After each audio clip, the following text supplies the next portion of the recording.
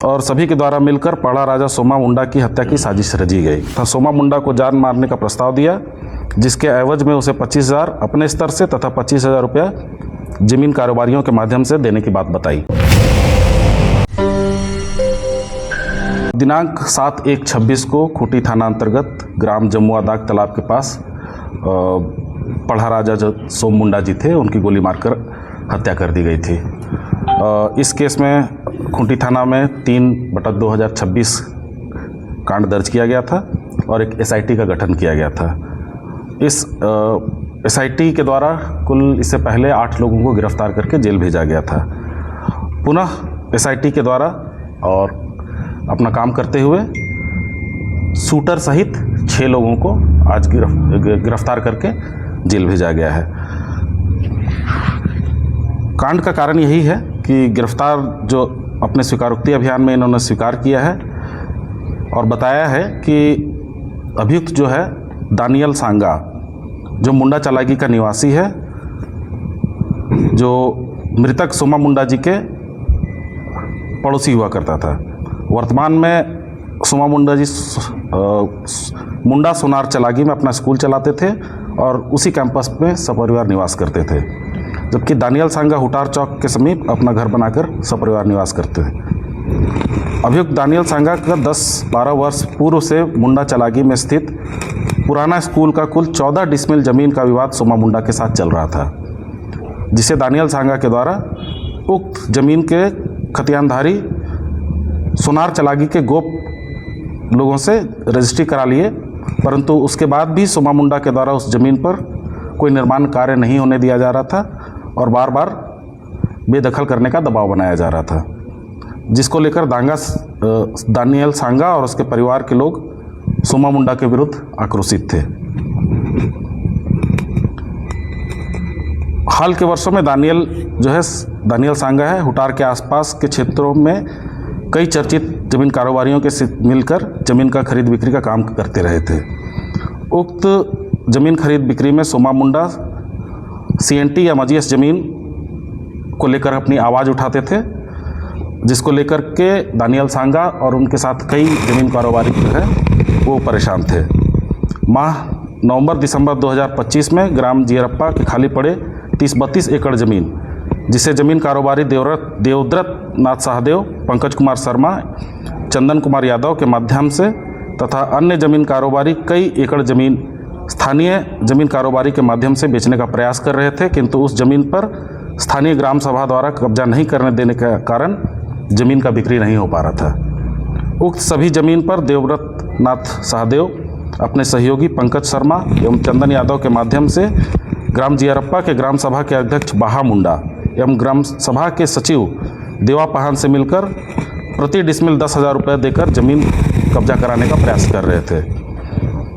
इसी दौरान मौजा जियरप्पा के एक जमीन पर जेसीबी मशीन एवं ट्रैक्टर के माध्यम से ग्राम सभा सदस्यों द्वारा समतलीकरण का कर जमीन का गाड़ा हुआ शिलापट को उखाड़ दिया गया था, जो पत्थलगड़ी करके सोमा मुंडा जी के द्वारा और पढ़ा समिति के द्वारा लगाया गया था। जिसके बाद सोमा मुंडा पढ़ा समाज का दिसंबर की बैठक में निर्णय लिया गया कि फिर से ये लोग 3 जनवरी 2026 को शिलापट गाड़ देंगे। इसी में जिससे इस कांड में पूर्व में भेजे गए अभियुक्तों तथा संलिप्त कई जमीन कारोबारियों को नागवार लगा और सभी के द्वारा मिलकर पाड़ा राजा सोमा मुंडा की हत्या की साजिश रची गई। सोमा मुंडा के इस गतिविधि से दानियल सांगा के भतीजा संतोष दंगलसाड़ एवं सुमित दंगलसाड़, जो दानियल सांगा के साथ रहते थे, वो भी नाराज थे। इसी क्रम में मुंडा चलागी का मार्कुस सांगा, जो सोमा मुंडा के विद्यालय में वर्ष 2022 में दाखिला लिया था, परंतु उसका क्रियाकलाप सही नहीं होने के कारण सोमा मुंडा उसे विद्यालय से निष्कासित कर दिए थे और उसको टीसी नहीं दिए थे, जिसके कारण मार्कुस सांगा भी उनसे नाराज रहता था। इस बात की जानकारी दानियल सांगा को उसका भतीजा सुमित दांगल के माध्यम से हुई, तो मार्कुस सांगा को बुलाया तथा सोमा मुंडा को जान मारने का प्रस्ताव दिया, जिसके एवज में उसे 25,000 अपने स्तर से तथा 25,000 रुपया जमीन कारोबारियों के माध्यम से देने की बात बताई। दानियल सांगा अपने भतीजा सुमित को सोमा मुंडा का हत्या करने के लिए अपना पल्सर मोटरसाइकिल फर्जी नंबर प्लेट लगाकर उपलब्ध कराया तथा हथियार गोली भी दिया। दिनांक 7/1/2026 को जब दानियल सांगा को यह जानकारी हुई कि सोमा मुंडा जी अपनी पत्नी के साथ मोटरसाइकिल से खूंटी जा रहे हैं, तो इस बात की जानकारी वो अपने भतीजा सुमित को दिया। इसके बाद सुमित अपने सहयोगी मार्कुस सांगा से मिलकर दानियल सांगा के द्वारा दिए गए हथियार गोली एवं मोटरसाइकिल का उपयोग कर खूंटी में रेकी व पीछा कर सोमा मुंडा को घर वापसी के दौरान जमुआ दाग तालाब के पास गोली मारकर हत्या कर दिया। सोमा मुंडा का रेकी के लिए सुमित द्वारा अपने दोस्त रोशन मिचियारी को भी पिपरा टोली के पास से लगाया गया था, जो अपने NS पल्सर मोटरसाइकिल से रेकी कर रहा था। हत्या करने के उपरांत सुमित एवं मार्कुस अपने दोस्त रोशन मिचियारी के गांव बिरहू चले गए तथा घटना में प्रयुक्त मोटरसाइकिल को उसके घर में छिपा दिए। बाद में घटना में प्रयुक्त मोटरसाइकिल को अपने भाई संतोष के माध्यम से लाकर अपने चाचा दानियल के हुटार स्थित घर में रख दिए तथा हथियार गोली को अपना भाई संतोष एवं चाचा के माध्यम से कपरिया स्थित खलखो फार्म हाउस के संचालक संदीप खलखो के पास छुपा दिए। घटना में प्रयुक्त मोटरसाइकिल व पिस्टल को छुपाने में प्रयुक्त टाटा टियागो कार को अभियुक्त दानियल सांगा के घर से, प्रयुक्त पिस्टल एवं गोली को खलखो फार्म हाउस से तथा रेकी करने में प्रयुक्त मोटरसाइकिल को ग्राम बिरहू स्थित अभियुक्त रोशन मिचियारी के घर से, और घटना के समय अभियुक्तों द्वारा पहना हुआ हेलमेट, कपड़ा, जूता, चप्पल को गिरफ्तार अभियुक्तों की निशानदेही पर बरामद कर विधिवत जब्ती किया गया है। इस में कुल 6 लोगों की गिरफ्तारी है, जिसमें दानियल सांगा जो हुटार चौक के रहने वाले हैं, सुमित दंगल साड़ मुंडा चलागी के रहने वाले हैं, मार्कुस सांगा मुंडा चलागी के रहने वाले हैं, रोशन मिचियारी बिरहू के रहने वाले हैं, संदीप खलखो कपरिया और संतोष दंगल साड़ जो चलागी के रहने वाले, इनकी गिरफ्तारी हुई है। बरामदगी में घटना में प्रयुक्त एक देसी पिस्टल, जिंदा गोली 4, घटना में प्रयुक्त मोटरसाइकिल जिसका नंबर बदला हुआ था, एक टाटा टियागो कार, रेकी में प्रयुक्त NS पल्सर मोटरसाइकिल, घटना के वक्त पहना हुआ दोनों शूटर का जैकेट, हेलमेट, जूता, चप्पल इत्यादि, और अभियुक्तों के पास से जब विभिन्न कंपनियों का कुल 7 अदद मोबाइल जब्त किया गया है। सर, कितने रुपयों में डील हुई थी इस पूरे हत्याकांड को अंजाम देने के लिए? और जैसे इनको जो है 25,000 रुपये और 50,000 रुपये में इनको हत्या के लिए बात किया गया था सुमित।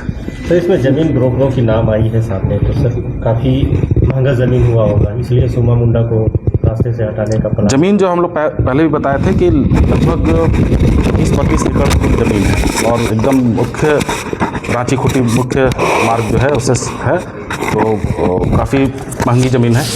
देखिए अब इसमें सर फिर एक ही साजिश दूसरी ज़मीन पर भी ये लोग कब्जा करवाना चाह रहा था सोमा मुंडा, उसको लेकर के हत्या हुई है।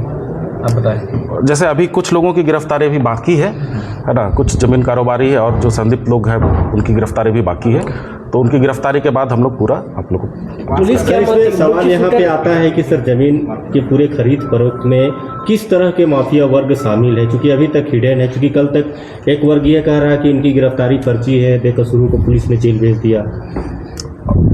ऐसा नहीं है, जो भी हम लोग को साक्ष्य मिले हैं साक्ष्य के आधार पे ही हम लोग गिरफ्तारी किए हैं, और चूंकि अभी कुछ लोगों की गिरफ्तारी बाकी है इसीलिए हम लोग अभी पूरा डिटेल नहीं बता रहे हैं। किस तरह के ये लोग हैं सर जो अभी? ज़मीन कारोबारी है और पहले भी कई तरह के अपराधों में लिप्त रहे हैं, कुछ लोग जेल से भी छूट के आए हैं, ऐसे लोग हैं। तो क्या वाइस कॉलर भी इसमें शामिल है क्या? वो आपको बताएंगे बाद में। सोमा मुंडा के साथ में कई लोगों का ये दुश्मनागी था बता रहे हैं, तो कितने लोग की दुश्मनागी है, दुश्मनागी में वो लोग कैसे कदम उठाए थे? वो क्लियर हो गया ना इसमें। सर, जो शूटर था, शूटर जो है क्या वो भी जमीन कारोबार वो जमीन कारोबारी जो दानियल सांगा है उसका भतीजा है। वो जमीन कारोबार नहीं है जो शूटर है? नहीं, वो लड़का है, और उसका एक और कारण है कि जो उसका साथ दिया मरकुस जो है, वो जैसे बताया कि 2 साल पहले अपने स्कूल से उसको निकाल दिया गया था और टीसी नहीं दिया गया था, जिस बात के चलते वो आगे पढ़ाई लिखाई नहीं कर पाया, उस बात का उसको काफ़ी गुस्सा था।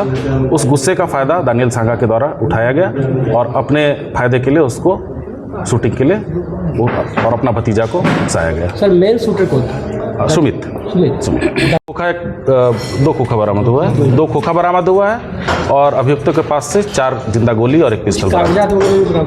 वो अभी हम लोग के जांच में चल रहा है। सर देवव्रत नाथ शाहदेव जो उनको सुमित के साथ मार्कुस बैठा था। सर देवव्रत नाथ शाहदेव जिनको की साजिशकर्ता बताया गया, उनसे ये कब मिले थे, कहाँ डील हुई थी, ऐसा कुछ पता ये चला? पूरे अनुसंधान जब कंप्लीट होगा तब हम लोग इसको एक तरफ सर एपिसोड और चलेगा जो गिरफ्तारी होगी इसकी इस कड़ी में। हाँ एक बार और सर एक